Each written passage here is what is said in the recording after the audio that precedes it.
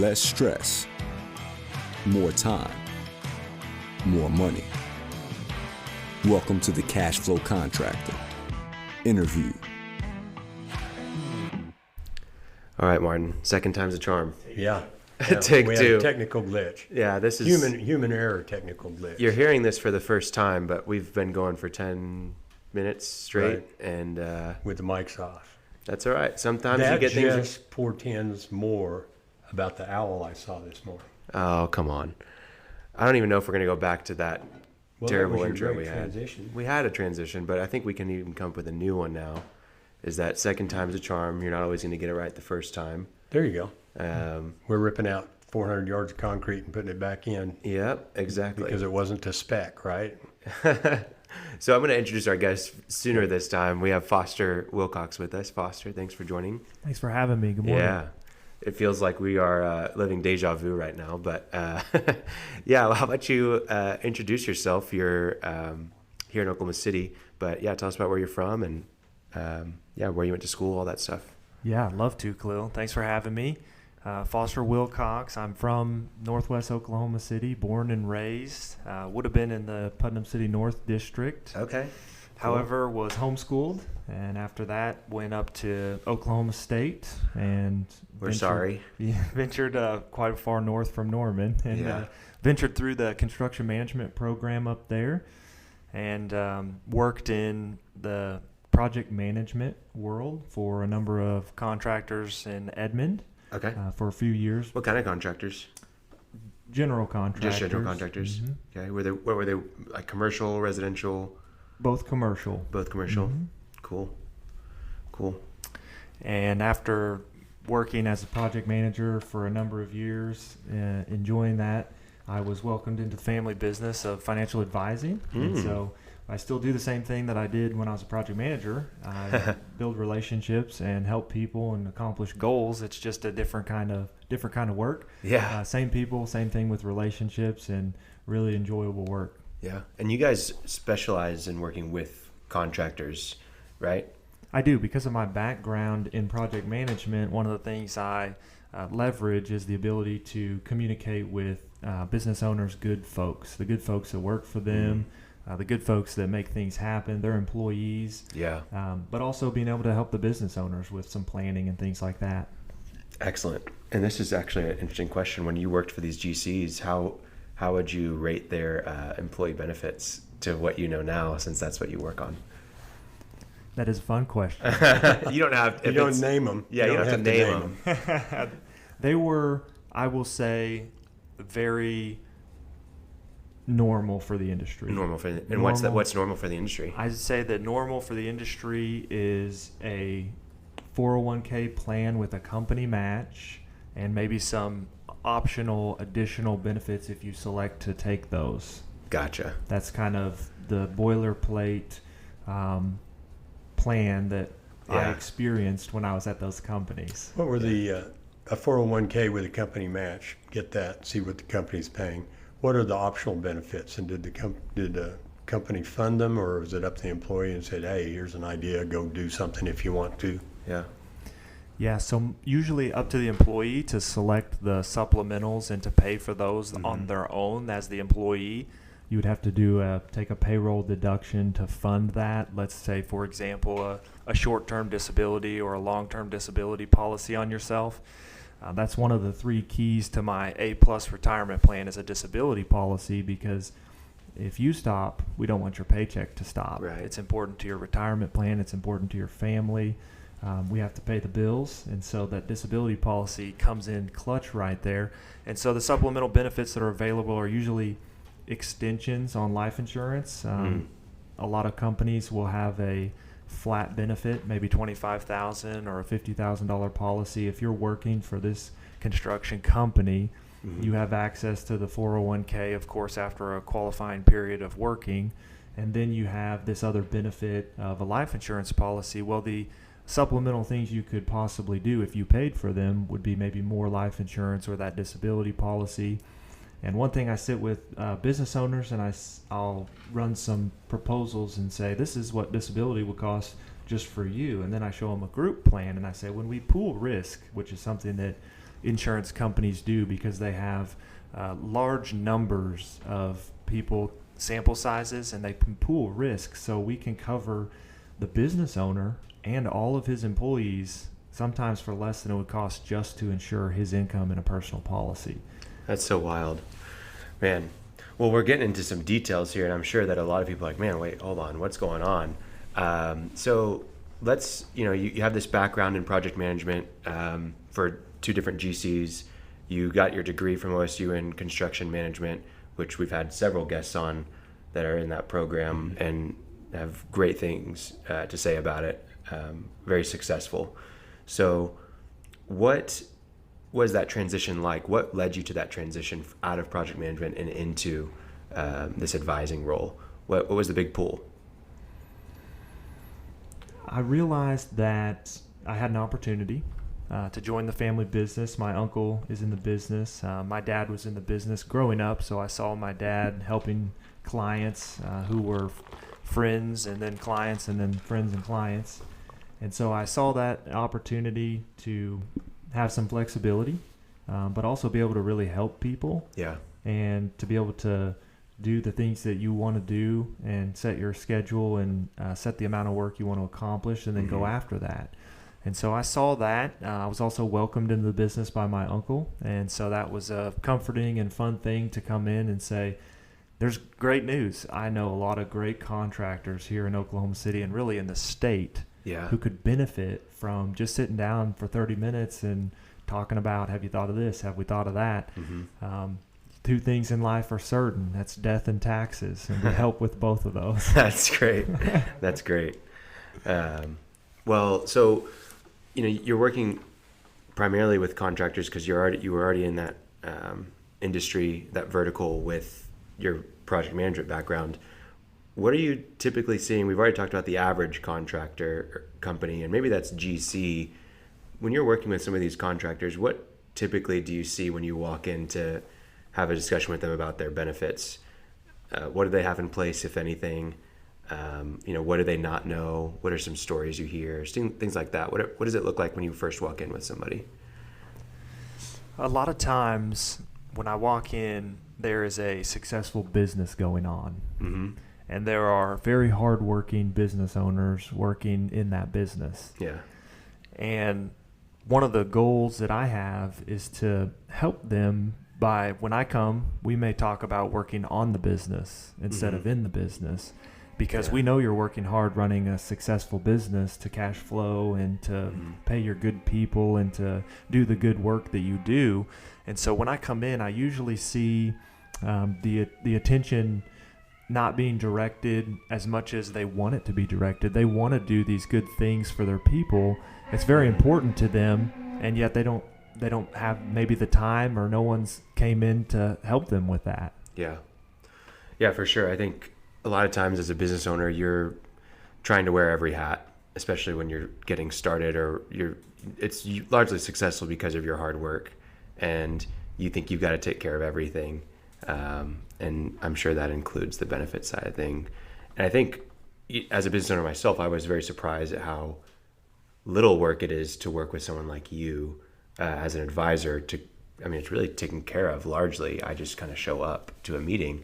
Is that right for you? I mean, you're doing a lot of the legwork. It's not really on the owner to sit there and calculate everything and make sure everything's in place, right? Very accurate. Yeah. What's the biggest resistance to doing this planning? Assumptions, people might, it's too expensive, I don't have time. But what are you bumping up against when you want to talk to people? The ones you don't get to talk to, maybe. That's the ones I'm talking about. Everybody's busy. Everybody has a lot of irons in the fire.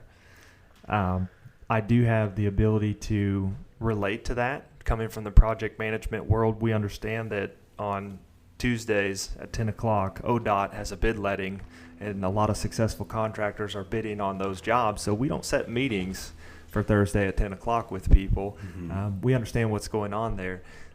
People's schedules, the business owners that we have helped, They sleep better at night after we do the planning, because there's a lot of things, a lot of irons in the fire, a lot of things going, and they don't have the expertise to get that retirement planning piece just right, or to even take the time to think about, what if my business partner becomes totally disabled?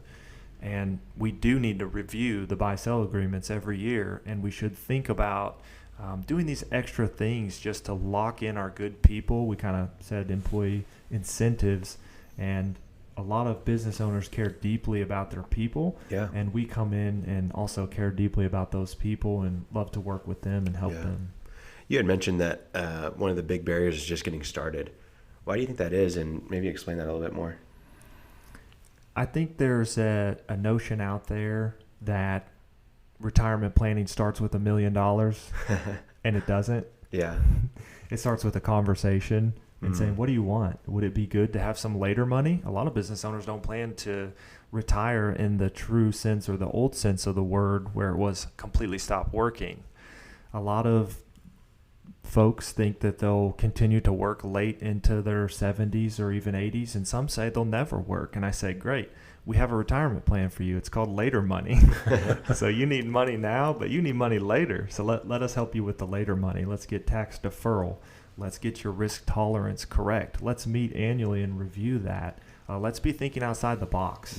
We know tax rates are going to change. We don't know the future. We like to help business owners and individuals prepare for the future. Yeah.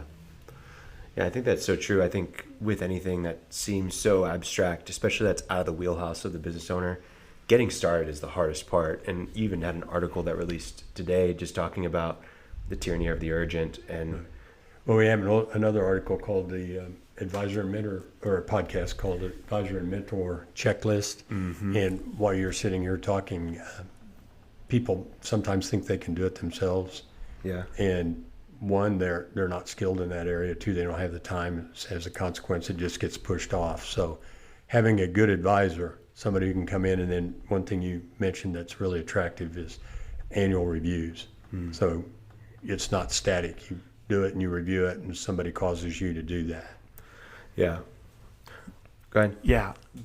It makes me think that what I have seen also, Martin, to add to that, is that a lot of times we start with something really simple. In fact, maybe it's a simple IRA, which is a very low cost, no cost type of plan for your people.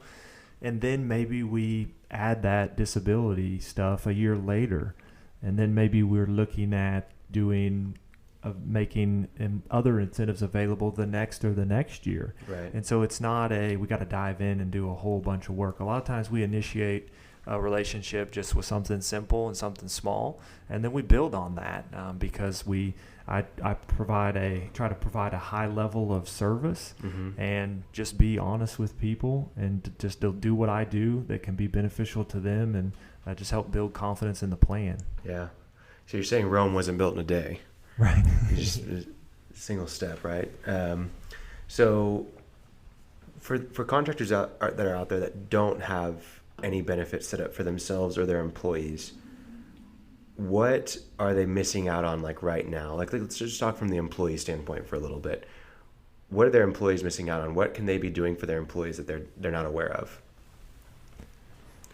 Well, one of the benefits to initiating some type of plan is making an advisor available to their employees. What do you mean by that?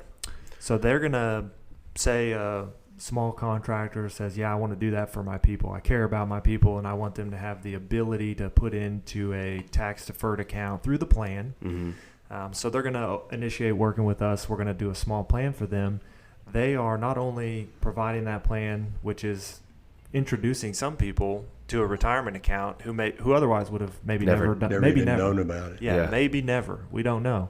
But they now have the opportunity to sit through a 30-minute presentation, learn about the power of tax deferral, learn a little bit about equities.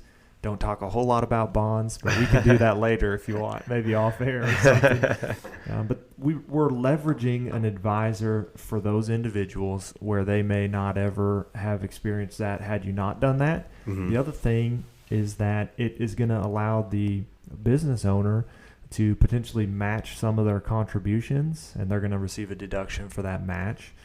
So they're going to be able to increase some benefits, get some tax savings, and then be able to mainly reward the employees that they have. Yeah, talk about that deduction. So you're saying if I'm going to match, so we're investing into an IRA, into a retirement account for our employees, they can invest as well. And if they put 2% of their paycheck, we can match that 2%. And 2% comes out of the company account and goes into the employee's retirement account. Yeah. And so what deduction do I get as a company for matching?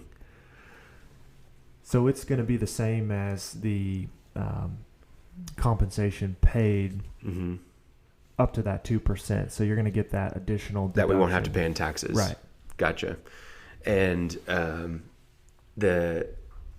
whenever I match, I'm also matching for myself as the business owner. Is that right? That is right. So super important to leverage that plan.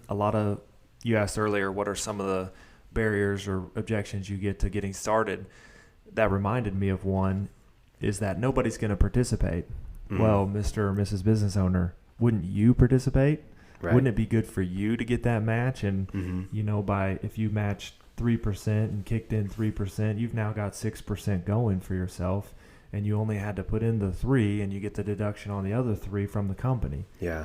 So the power is there to do it, even if there's not a lot of people that they feel like may not sign up. There's no necessarily a minimum. Well, is there a minimum? There used to be. You set the minimum, don't you? Well, a certain number of employees have to participate for the owner to participate. It depends on the type of plan, how we structure that. It's some in-depth planning with those types of 401ks versus SEPs and other plan types. So it kind of depends on the plan type a little bit. I may be putting you on the spot, but everybody has heard 401k. What the heck does that mean? I mean, that's a section in the tax law or something, but what is it? Exactly. That's the other thing that in general, you can answer that question, but in general, I feel like a big barrier to getting started is that the financial world has made it so difficult just to get an understanding of the language. You hear SEP, you hear IRA, you hear Roth, you hear 401k, all these terms, even the disability insurance, all that stuff. It's like, whoa, this is a lot. I can't understand this. No way. If I can't understand it, I'm not going to move forward. But anyways, I just wanted to get that point across because I'm sure people listening to this feel that way right now. Go ahead. What is 401k? Yeah, we don't want them to feel that way. So we want to come in and use plain language to explain some of these things for them. That's our job. We understand GRATs and GRUTs, grantor retained annuity trusts, grantor retained unit trusts, comprehensive estate planning. You lost me already. So do you have all that in a nice PowerPoint slide that we can look at? We can work in all those realms, but our job is to simplify it. The 401k was created when tax rates were very high. In some of the presentations I do, I have a chart, and it shows if you made $50,000 back in the 60s and 70s, you were in the 40% tax bracket. That's rounding a little bit, but that's nearly half of your income. The maximum rate back then, because I was in the business, and got to 98%. 98%. They took all your money after a certain level. And so the 401k was created to help not pay taxes on money at that high rate and defer the taxes. So you making $50,000 and you defer 10 into a 401k, the IRS sees that you made $40,000 that year, so you pay taxes on less money, and then the 10 that you put into the 401k grows tax deferred. So if we double our money in 7 to 10 years, then we have $20,000 in there, and we don't pay taxes until down the road in retirement when we withdraw the money. And the theory behind the 401k is that you'll be in a lower tax bracket in retirement. You won't be receiving a paycheck, so you'll be in a lower tax bracket. And that was great. And this is what when I sit with clients, I say, this was perfect for my parents and your parents and their parents. The issue is, if we do this at our age, 25, 30, or 35, 40, if we defer our income taxes historically we're at low rates now. The tables have turned. Yeah. So if we defer taxes at a low rate and then taxes go up in the future, which is what I expect, then we will have done the reverse opposite of what the 401k was designed to do. We will have deferred taxes at a low rate and paid them at a high rate. So it's now become, it's a very popular retirement plan, and it's become kind of a potential pitfall for folks. So what are ways around that?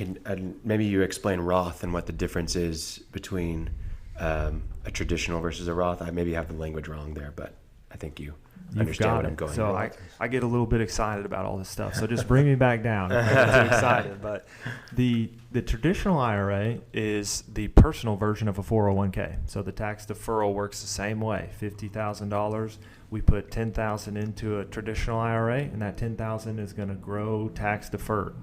So if it doubles in 7 to 10 years, it's $20,000 in the traditional IRA, and then we're going to pay taxes upon withdrawal. So later on, we deferred the taxes. The Roth IRA, which I believe to be the best retirement account available, has a very low limit. And then if your income is over a certain limit, you can't qualify. So a lot of folks that we're working with are blessed to be over those abilities to put into that. But the Roth IRA works like this. If you make that same $50,000 a year, and you put $6,000 into that, the IRS sees that you made $50,000 this year, and you pay taxes on $50,000, and that $6,000 that goes into the Roth is going to grow, and say it doubles between 7 to 10 years, turns into $12,000 after 59 and a half, or when you're totally disabled, hopefully the former, not the latter. You can access that $12,000 and not pay taxes. So it grows tax-free forever. So basically, in the regular IRA, you're paying taxes whenever you decide to take the money out of the account. And with the Roth IRA, you're paying the taxes when you put the money in the account, so that whatever it grows to, it's tax-free at that point. Yep. It's the concept of the seed versus the harvest. Okay. And just to put a little fear into everyone, taxes are going up, and everything that's in your 401k, the government gets to tell you what the tax bracket is. Yeah. And they get to tell you have to pull some of it out. So what we're doing is we're inviting the government to be a partner in your retirement plan. So it's not a bad thing. We still love tax deferral. There's value there. There's value in the match. But we want to be careful. And with a lot of clients, I recommend that you just do the match and then get all the other dollars into tax-free assets, because we're at a low tax bracket and we're probably not going to go any lower. So that looks like a variety of other different things. There's not a whole lot that is available to grow money in the tax-free bucket. However, permanent life insurance, municipal bonds, and Roth IRAs are available to use. Yeah. Interesting. So you've mentioned IRA, individual retirement account. Is that what that stands for? Nailed it. Man, I know more than I realize. What's a SEP, Khalil? Oh, you lost me there. Hold on. Maybe I can guess. Structured employee portal. I don't know. I'm just guessing. Small? Here. Is small in it? Small entity? What's an S? What's an SEP? It's a supplemental simple employer pension plan. That's what simple employer pension small plan. Employer. It may be small, Martin. You might. I think simple's right. Yeah, the words probably aren't as important as what it does. So we understand what the IRA is. We understand 401k was developed, but what's the difference? Doesn't seem to me like there's a big difference between IRA and 401k. What's the difference? There's not. The 401k is going to have higher contribution limits. Okay, so you're saying that if I'm doing the IRA, I'm going to be limited at what I can invest, like maybe $12,000 a year or something like that. And on the 401k, I might be able to put $50,000 a year. It's going to be higher. But yep. Just an example, right? Yep, and the IRS changes that, so they get to say what the contribution limits are. For 2020, the IRA limit was $6,000 if you're under the age of 50. And the 401k limit was $19,500. Okay, that's the difference. Including the match? Not including the match. Not including the match. Or the catch up if you're over 50. Gotcha. So what is a SEP? And then we'll get a little bit out of the weeds here in a minute. But 401ks, IRAs, Roth IRAs, and SEP, that's pretty much the toolbox? There's a lot more tools. Well, what's a SEP? There's a lot more. Okay. The SEP is a simplified or a small employer pension plan. And the if you explain this like a cherry, there's a good, nice outside, but then there's a pit in there. There's good things, but then there's a couple things that aren't. The pit about the SEP is that whatever you're going to put in there as the business owner, you're going to put that same amount in for all your employees. Okay. So that's the pension. And you don't have to do that with a 401k? That is correct. It can be structured such that that's a big differentiator. So I kind of went right into the big differentiator. Okay. But the SEP works well for partners. Maybe there's a law firm, for example, with two partners, and they're basically it. They may establish a SEP and fund that, and the SEP is going to have higher limits than some of the other types of plans. So that is sometimes a reason to go with a SEP. And then it's just a little bit, it's a type of pension plan that is less watched. I won't say less watched by the IRS, but they make it a little bit easier than having a defined benefit plan, which is a little bit more complicated and requires actuaries to work on the plan. A SEP is a more simple way to do it, where the IRS says you just need to fill out one form and then keep that form in your file and then do your own reporting, and you can have a pension plan for your company. Very low cost pension plan that we can open, and the way that works is the money is put into an IRA, so it's an individual retirement account, and it's tied to the owner's social, so it's a personal account, but it's through the business, so the business is going to get those same tax treatments and benefits. Okay, so we have SEP. We haven't really talked about the stock market. How does this play a role into everything? Love the stock market. Yeah. Love the stock market. We know that over long periods of time, it's been unmatched to grow money. And so in the planning that I do, I tell my good clients and friends that I do long-term investing. So we're looking to, I ask them, what do you think the market's going to do? 7, 8, or 9? Or -3? We don't know. But what we do is a long-term approach where we systematically are purchasing small chunks of the stock market in a diversified either mutual fund or managed account. And we're partaking in the ups and the downs. And we're confident that if we do that systematically and stay with our disciplines and stick to the plan, that we will have grown money over time, and that it's a great way to grow money over time. And we can be as risky as you want to be. We can try to grow it quickly. We can be more conservative. There's all the things that you need to do that in the market, and that's what we help people with that. Excellent. Where is the Dow right now? 33,000 something? Little over that, yep. Just to back up your point, I'm an old guy, but 1978, I was married, and I just remember because of a discussion I had with a man at the time, the Dow was at 750. Wow. And a gal named Anita Van Caspel had written a book, and she said the Dow's going to go to 3,000. And everybody was going, she's crazy. And it's way more than the game between 750 and 33,000 because there's dividends and all this stuff. I mean, anyway, it does grow. And I just add to what you say, if it isn't a repository of wealth over time, then we're all screwed. Right. Because something has gone badly wrong. Yeah. But yeah, it's a great long-term idea. I think the last weeds question I have, and you may have some more, Martin, cryptocurrencies. I know they're newer than a lot of this stuff. Thoughts, opinions? Yeah. I'm fascinated by that. I do not. Wow, you're a politician. That's really good. Fascinated. Fascinating. What I tell my clients is that it's a great thing. Use the mad money that you have to do that. I do retirement savings. I do that long-term S&P 500 index, mutual funds. I don't have the time just with the family and the business and the social things that I try to keep up with to really dig down into it. A lot of my clients do, and some of them have done really well. And I always encourage them, and I say, that's great. Just be willing to lose that money. And I wouldn't say that about your retirement Yeah. just because of what we just talked about and the history that we've seen. Well, with we've made this really complicated, and I know our listeners will be going, what? First, I go back to my point, get an advisor to help you with it, but you need to do it. But second, Will Rogers, you remember Will Rogers? Well, you don't remember him, but you know. I know him. He made all of this really simple. He said, take all your money out of savings and buy stock. When it goes up, sell it. If it doesn't go up, don't buy it. Come on, guys, that's pretty good. That was Will Rogers, not me. But anyway, it's simple. It's that simple, isn't Doesn't it? go up, don't buy it. There are a lot of people who think like that, actually. Gosh. Okay. So I want to go back to talking about some of the contractors that you help set up these benefit programs.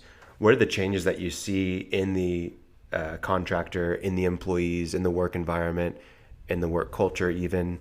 What are some of the changes that you start to see once you start working with a company? Probably the first one and the most obvious one is that people are glad to get this in place. If they don't already have it, they're glad to get it in place. If they do have it, they're glad to have someone that understands the business and can help them with it. We're not trying to barge in and schedule large blocks of their time. We're trying to come in, spend a very little amount of time, and give them the confidence to understand their plan and understand what they're doing for their people. Yeah. So a lot of people feel great to get this going, either started or recaught back up. We've worked with a mason who had a small plan, and we just came in and we said, let's pick it up right where it's at and let's just make it better. Let me help you with that. We were able to do that, and it's been great. Things have been going along for a few years, and they've referred us business and said that it's great to work with Foster. It accumulates faster than you would think. Well, of course, that's the stock market. It has nothing to do with me. We just introduced them to it. It can deaccumulate between now and retirement. It could do that also. Be back up. Yeah. So people, that it helps them feel that they're delivering more than just a paycheck to their people. Yeah. They really understand the value that we're bringing, maybe because we did some personal planning with them. And then they realized, hey, they set an appointment with my employee for 7:30 at night so that he could get signed up for a retirement plan. And that's the level of service that we want to provide, because that can make a difference in that family's life down the road. Absolutely. Maybe touch on some of the stuff you see with employees. Like, I'm sure for the business owner, typically if they're going and investing in a retirement plan, they're doing pretty well, or they're on the right trajectory at least. They're not tanking. But I'm sure you see a lot of differences in what employees' attitudes are like when you work with them. Maybe explain kind of the mindset change that they have, or just the relief that they feel, or whatever it is. Yeah, it's fun to sit with an employee and explain to them that your employer is being very generous and they want you to do this. They're offering to match whatever you put into this plan up to this percentage, and that's a huge benefit to you. And then explaining that to them through education is going to empower them. Yeah. So starting with what tax deferral is, and then ending in, here's your account and I'll call you in 6 months and we'll meet in a year just to check this thing out. And I tell employees that if this is your first time to start a retirement account, this is just a toe in the water. You're going to get more comfortable with it. You're going to understand how it works as we go along and continue the relationship. And I think a lot of people understand that when their employer does that and offers that plan, and we come in and sit with those people, they get it. They feel appreciated. They're excited to do it. And a lot of people are surprised how many of their employees sign up. Sign up. Would you say offering a 401k or a SEP or IRA, simple IRA, or funding IRAs, if you offer that, does it give you a competitive advantage, or does that just keep you in the game? I think it just keeps you in the game at this point. So if you're not doing it, you're at a you're out of the game. Disadvantage. Your people could be plucked from other businesses that offer that plan. The more you add to your folks, the stickier they become, because you're offering them this and this and this and that, along with they like working for you. So when we add all those things together, it helps you retain the good people that make the business successful, or help you make the business successful. Yeah. We've talked about how with Christine Sexter, a great episode to reference here as well, just knowing your employees' goals and recognizing that they have goals just like you do, and financial goals, and helping them get closer to them is in your best interest. And speaking of getting closer to things like goals, this is our segment every once in a while where I mentioned to Martin that you might want to put the mic a little bit closer and spot on. Well, we missed our fire truck segment that went by. I heard it go by. Yeah. It goes by every. Yeah. I mean, time. nobody plans that, but somebody's out starting fires at. Yeah, 10:30. absolutely. And sometimes, like with retirement, you want to get on the right path, and your mic, Martin, is not on the. There we go. Now we're straight on. Man, I can be a technological illiterate. I'm glad I could get you on the right path, Yeah, Martin. It's there really you go. important. Well done. So, with with the employee benefits and incentives and helping them reach their goals, I think that with retirement, it seems kind of like just another benefit. How can you make it more than just hey, we offer this? How can you really incentivize people to get involved and to feel like they're a part of it? You mentioned stickiness. Maybe explain more about that and how we can make things more sticky for employees. I think that the match goes a long way providing that. I think What's typical with a match? Like 1%, 10%? I know Chesapeake at one point did 15%, which is pretty nuts. that's pretty nuts. Typical is a normal number that I see is somewhere between 4 to 7%. Anywhere in there is kind of a normal range. Anything above 7 to 10 is great. Simple IRA plans, you can only match up to 3%. So that's Okay. going to be the top if you do a simple plan. So that's maybe one of the advantages of doing like a 401k option is you can match more. Absolutely. Is that unlimited match? Combined with the depends on how you set the plan up. A profit sharing plan could potentially be, but combined with the higher limits, the 401k becomes more attractive when we need to put more away or we want to do more for the employees. Okay. Cool. So the matching is one thing. Sorry, I cut you off there. What else can you do to make it sticky? I think leveraging the plan, and that's where we come in a lot of the times, just making ourselves available, letting them know we'll be there. We'll have a box of donuts. We'll give you a common sense talk about what the deal is. Yeah. And we'll advertise that free money because it's free money. You've heard that term. The match, free money. Well, it's 100% return. It's 100% return. I have to tell another story. 401ks, I think it was a 401k back in the 80s came out. And I was running grain elevators in Nebraska, which was operated by a very large company. And the top dogs in the company, how much they could contribute depended on how much we contributed out in the field, we managers. And they offered 100% match. And they also told me, and of course I took it, and they told me, if we offer you 100% match and you don't take it, you're too stupid to work for us and we will fire you. Now, they couldn't say that in writing, but they literally, grain trading and commodities, it was all math. And if you couldn't recognize 100% return for saying yes, then they said, you're too stupid to work. Move along. Yeah, see you later. I've had a heat and air contractor tell his folks sort of along the same lines. So we'll make it work out where you guys do this. So just do it, and we'll make it work out. So he was basically raising the compensation to accommodate them doing the full match because he's a young guy, realized the benefit for his even younger guys that were working for him.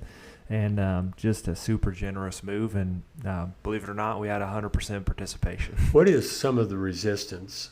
We're on retirement, and I think we need to go to some other topics here too. But what is employee resistance to signing up when they don't? I've got my thoughts on it, but you're living it.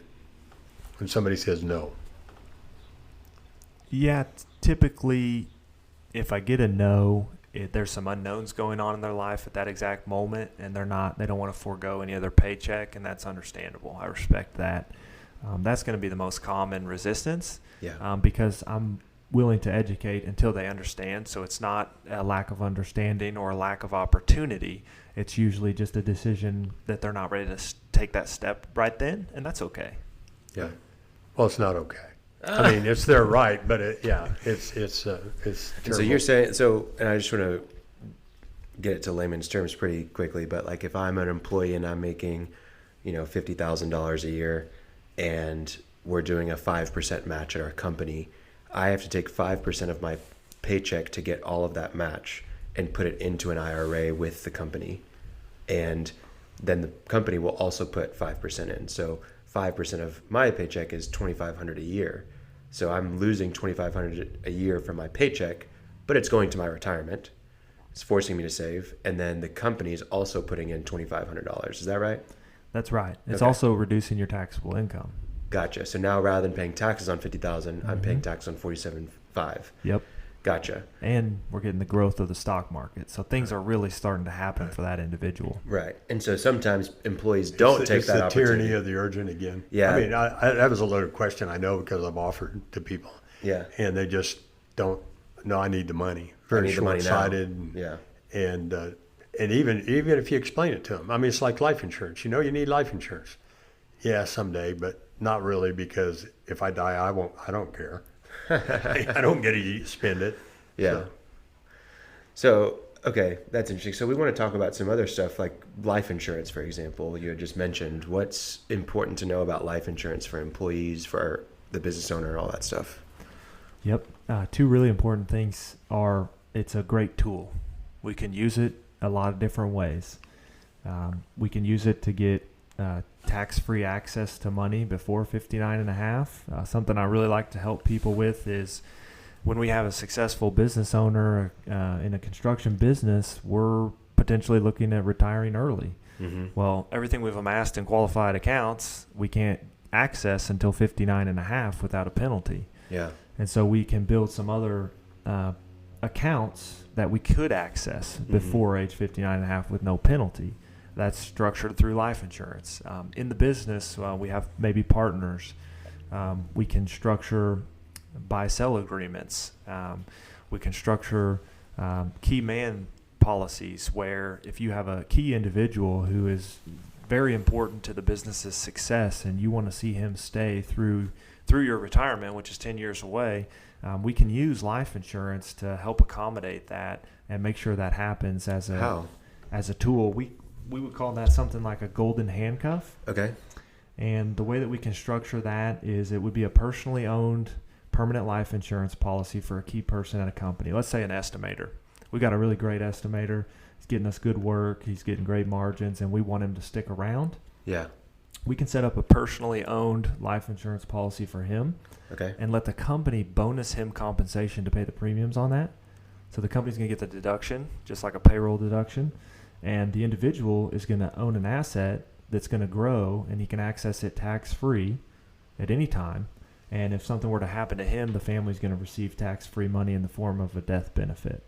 And that golden handcuff concept is just, it makes it stickier. It makes that estimator. I haven't seen, I know it's there, but I haven't seen the handcuffs in that yet.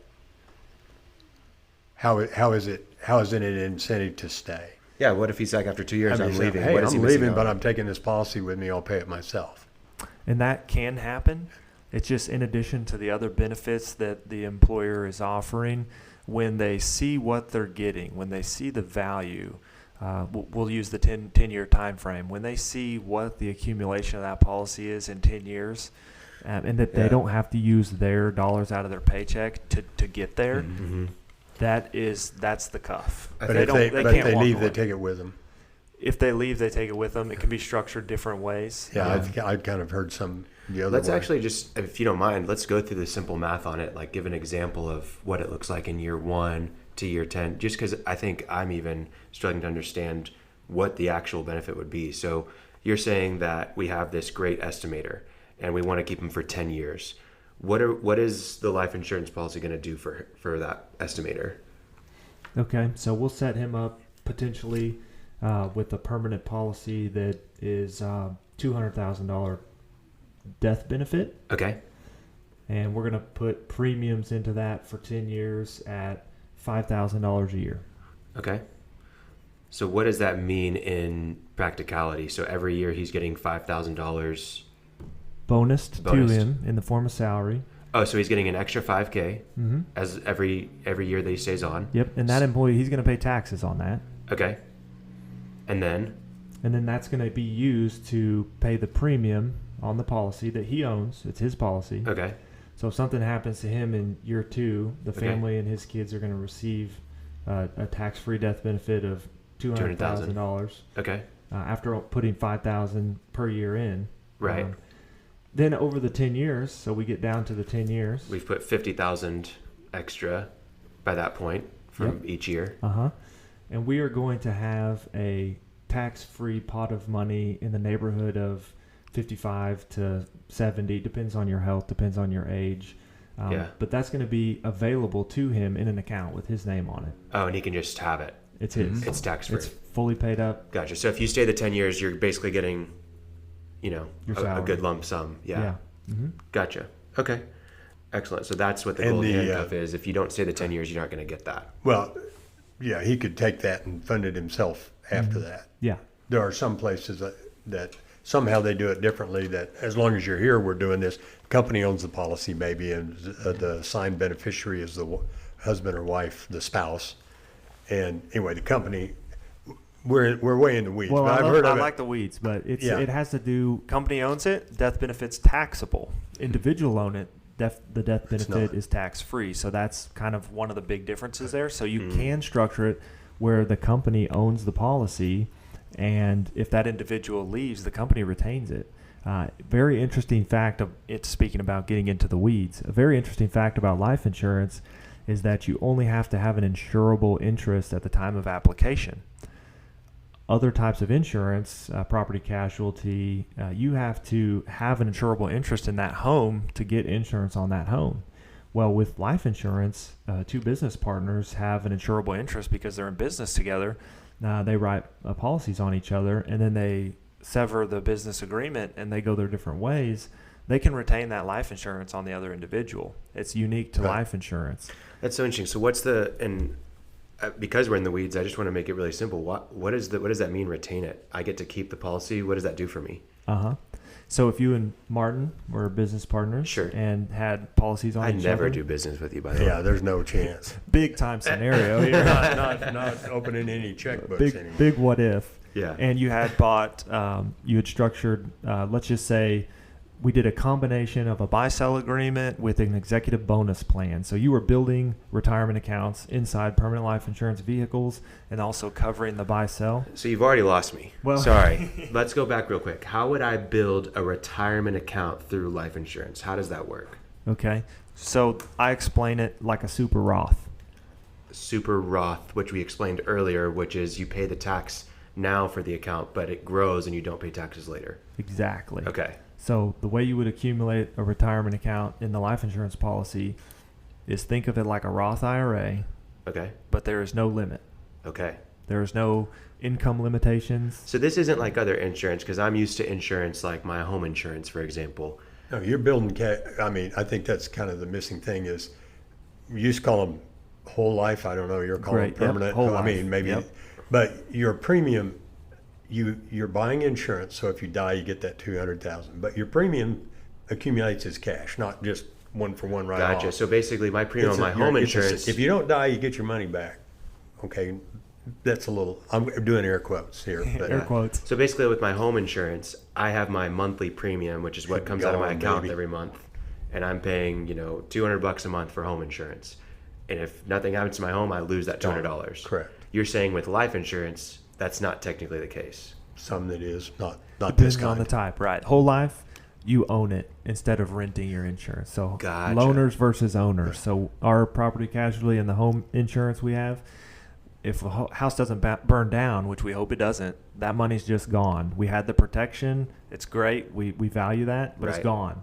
In a whole life insurance contract, your money's not gone. You're building equity in that policy. So we can design it like a super Roth where for business owners, maybe we're putting $100,000 into this account every year, and we're looking to build that policy for a 5% after-tax return. So 5% tax-free return, Gotcha. basically, is what we're targeting when we do those. Okay. But they're advanced retirement accounts for individuals who make more than what the IRS would let you put into a Roth. We can still go out there and get that tax-free money and that tax-free account designed for them. Gotcha. Makes sense. So we've been kind of talking about two categories, and we've mixed them up a little bit. I mean, in a positive way, but one's the employees, a really strong estimator, but also I'm always thinking of the guys in the trucks, right? I mean, how can we make them attract really good guys and keep them? And then we have the owners.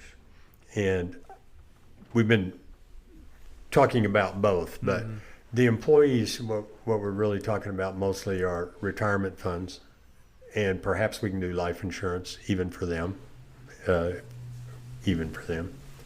for them as well. Makes sense for them. The second, what we've kind of entered here are owners, and what, if we relist them, some of the things that the owners want to cover are potential buyouts, right?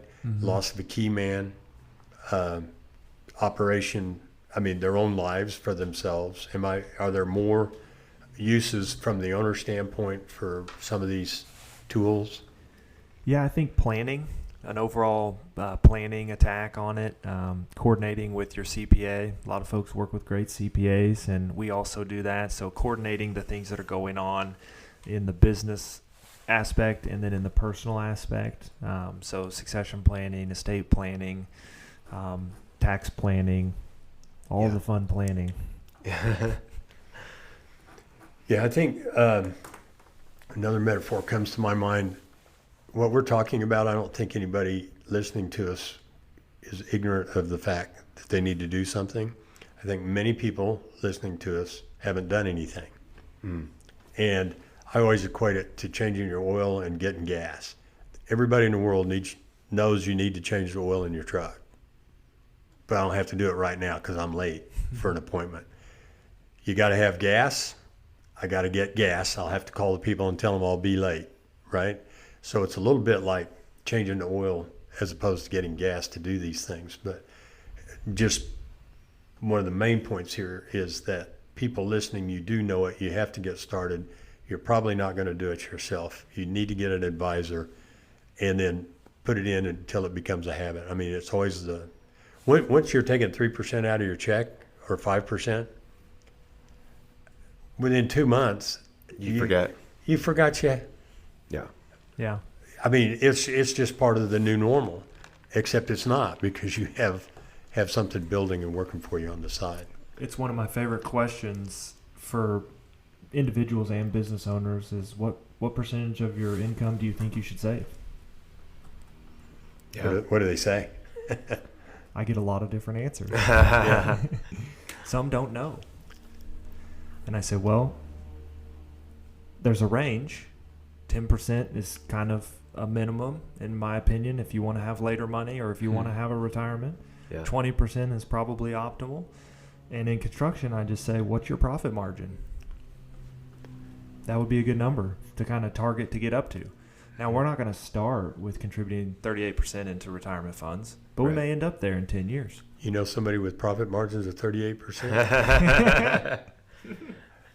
Gross profit, maybe. Yeah, gross profit.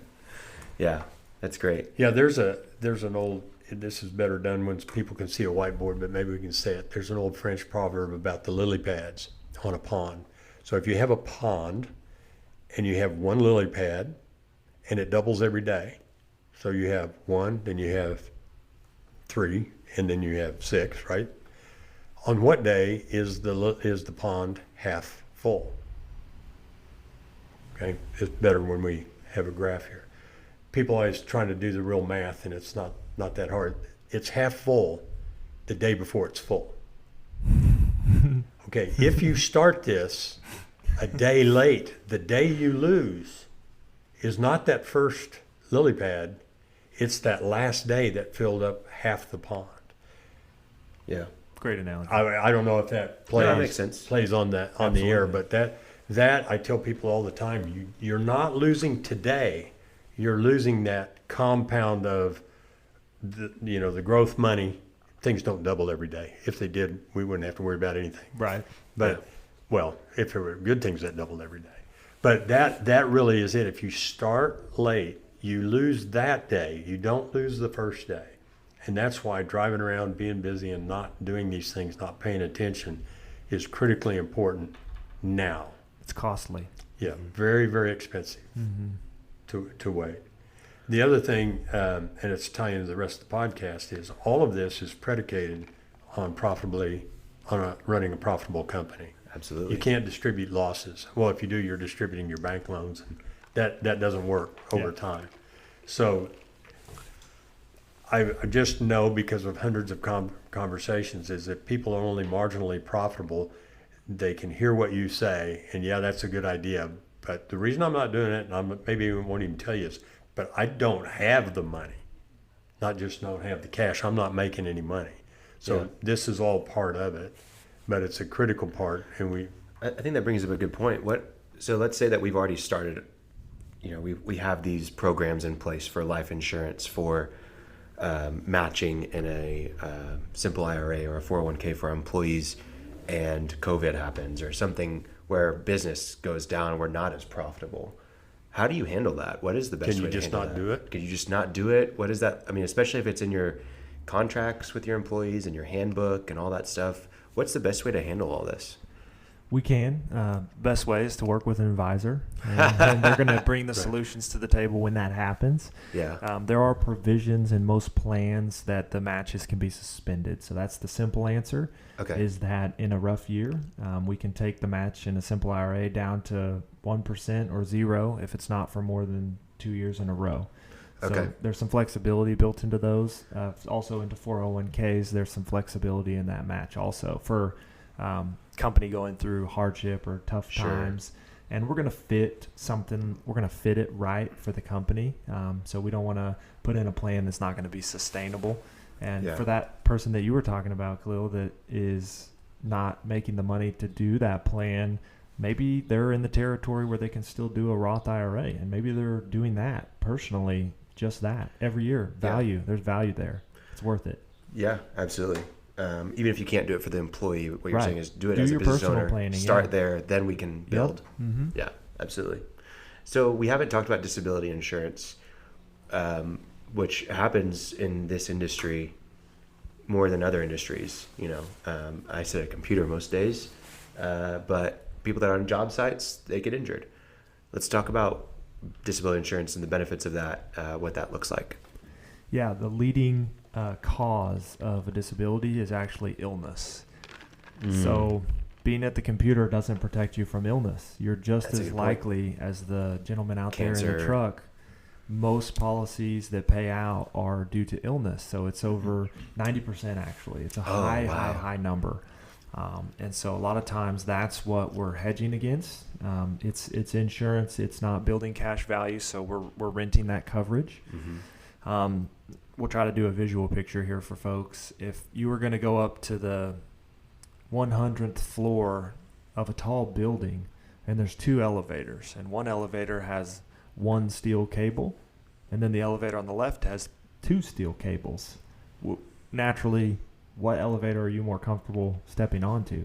2 steel. 2 steel. So the disability policy is that second steel cable on your income, because if you become disabled and you don't have disability, you're done. Your paycheck's done. You may have to pay, if we had that same $50,000 a year individual, you may have to pay $2,000 a year for a good, robust personal disability policy. So now you're taking home $48,000. But if you become disabled, 60% of that is going to come to you monthly while you're disabled. And the way we structure them is out to retirement age, 67, 65, depending on your age. So that's protecting your income and your ability to earn your income. Yeah. And so you can offer that for all your employees, not just as the business owner as well, so they can protect their paycheck. Exactly. Yeah. We can do individual, we can do group. The great thing about group is it definitely depends on the characteristics of the business, but pooling that risk and doing a group policy is very cost effective, and it's a benefit. So the business owner gets to have that as a deduction. So how does that work in practicality? If I let's say I have an employee and they get in a terrible car wreck and they are paralyzed for the rest of their life, as long as we pay the insurance premium, they keep getting their check. Does that work? It depends on the policy and the fine print, obviously, in the policy. But that's typically going to be an at-work policy. If we're funding it with the employer-funded disability policy, it's going to be protecting them while they're at work. So if they were driving to a meeting or something like that, absolutely that would cover it. protected. Yeah, and so we would just keep paying that premium every month. Or you don't have to keep paying? When they go on claim, you're done paying the premium. Oh, wow. Yeah. Yep. Otherwise, you'd just be getting a net amount. Gotcha. Yeah. Mm-hmm. Wow, very interesting. So there's some other insurances out there that help with some, and you may not offer it, but I know that I only know this because of you, Martin. Business interruption insurance. Mm-hmm. I don't know if that's is that in your bailiwick? It's in the realm of disability, business overhead expenses. Mm-hmm. That's something most business owners really kind of don't know if they have that or not. And if they have good agents, they do. It's very inexpensive, but I've had 2 clients over the last 3 years where it wound up being hundreds of thousands of dollars, saved their rear ends. One was due to a theft and one was due to a fire, and they didn't even know they had the policies. And we're going, oh my God. Well, did you know you have this? So it pays your employees normal profits. Anyway, you don't get sales. It doesn't give you, if you're selling $1 million a year, you don't get $1 million a year. You get, but you get profits. It's something to, I don't know if that's it really keeps you in business. Yeah. Well, I just redid it for my wife who has a speech therapy clinic with 17 employees, and her most valuable, they're not assets because she doesn't own them, but her most valuable thing are her therapists. They're hard to get, and so if she got wiped out by a tornado and it's 2 months to rebuild, or 3, one of the biggest dangers is that she loses those therapists. So there's a means to pay Huge. them. Yeah. So I don't know, is this huge? Is that in your realm? Yes. Oh, okay. Yeah. So that's in the business owner conversation around the disability, around the conversation of having that business interruption insurance and that overhead protection. It's actually going to fund their retirement plans also. Yeah. So your retirement plan is still going to be funded while that interruption of your business is going on. And I mean, you took you said $2,000 for $50,000 on the disability insurance. I'm just a guy, but that's pretty high. That's 4%. I mean, that's pretty high premium. Business interruption insurances that I've seen are just very low. Very low. Very and affordable. There was all this discussion about COVID, and I'm not talking about business interruption because of COVID. I'm talking, maybe it applies, but I know that was a big issue when it came out. But just for theft or fire or tornado or something like that, and you wake up in the morning, you used to have a building, and now you don't. Big deal. What are you going to do? Yeah. Mm-hmm. So we've covered a lot of areas. We've covered retirement plans. We've covered life insurance, disability insurance. We talked a little bit about stickiness of the golden handcuff. Is there anything that we're missing? Does that cover most of it? It covers a lot. Anything that you think we're missing, Martin? No. I want to reiterate that you get advisors to do this stuff because you don't. I'm lost. You just can't know this. These are the things that in our advisor and mentor checklist, accounting, legal, good banker, insurance people, you don't know this stuff. Yeah. And you walking around with a presumption like, oh, business interruption insurance is ridiculous. Yeah. Well, it's not. For my wife, it's $500 a year. Yeah. Yep. Okay, it's tied onto liability and things like that, but it's not. So you get an advisor. And second thing is that from your conversation, really we originally kind of talking about this of making, you said it perfectly, making employees sticky, attracting good employees and keeping them. I mean, they're just so integral to you. They are your business in many respects. So my question to you was, if you do these things, does that make you outstanding competitor or just competitive? And your answer was competitive. So if you're not doing these things, that's a level of urgency. So the second key point that came out of this from me, you have to be profitable, right? So that's, you got to listen to this episode and then go listen to the other however many we got and make damn sure you're profitable. It's all part of not kidding yourselves. Yeah. I think going back to, just like I helped Martin get his technology in order and get his mic in line and My Mac. Hey, You know, Khalil, how you do this on a get him Mac? closer to the mic, all that stuff. Do I still need to get closer to the mic? No, you're fine. Okay. I'm just joking with you, but He's got a little same Velcro thing, thing I on mean- my nose, and I put it on this sneeze shield and don't- Velcro on my nose to it. don't expect to know everything and get help, right? I help Martin out. Find someone like Foster who can help you out with all of your employee incentives, the benefits, the life insurance, retirement planning, tax planning, disability insurance, all these different things. You don't have to do it yourself. And getting on the path matters. Getting close to your goals is really important, and they're not just going to happen someday. Someday isn't a day of the week. I think that's Zig Ziglar, but someday isn't a day of the week. He tells that story about his dad always wanting to go and visit all the national parks, and he said someday we're going to do it. And the day that they went to go leave, he had a heart attack and died. The day they were going to go look in the national parks. So someday isn't a day of the week. Go and work on this stuff. If you're profitable, get it done now. But even if you're not profitable, Go find out about Go it, because find it out goes about into it. part of your cost. And as you become profitable, you've got to include yep, the real costs of being in business. absolutely. Well, Foster, how can people connect with you? Well, they can reach out via phone, Yeah. email. Okay. What's your website that we can give in the show notes? We are on LinkedIn. I'm on Okay. LinkedIn. Excellent. I'm Foster on Wilcox. Facebook, Eagle Okay. Strategies. Okay. Best way to contact, call the office, Okay. 405-943-0300. Okay. I'll be happy to come see anyone. We want to be on the team. Can you work out of state? Yes, sir. Okay. We work all all over. 50 states, or are We you can- licensed in? We can get licensed there. Okay. We work in our office probably works in close to 15 or 20 right now. Okay. And So it's not a big deal. not a big deal at all. Okay. And we just want to be on the team, want to be part of the advisors that you know and trust. Yeah. And we feel like we can bring some value. We want to have the opportunity to do that.